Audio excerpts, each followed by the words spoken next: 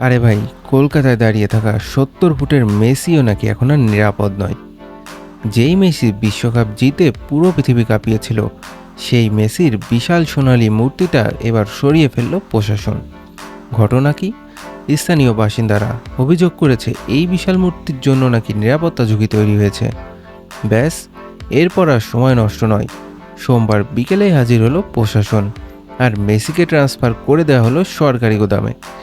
ভাবুন তো বিষয়টা একবার, বার্সেলোনা থেকে পিএসজি, পিএসজি থেকে মায়ামি, আর এখন কলকাতা থেকে সরাসরি গুদাম এফসি। তবে অনেকের ধারণা শুধু নিরাপত্তায় কারণ নয়, এর পেছনে রাজনীতির লাল কার্ডও থাকতে পারে। এখন প্রশ্ন হলো, মেসির এই ৭০ ফুটের মূর্তি আবার কোথায় বসবে, নাকি গুদামে বসে বিশ্বকাপের হাইলাইটস দেখবে? আপনার মতে মেসির মূর্তিটা আবার কোথায় বসানো উচিত?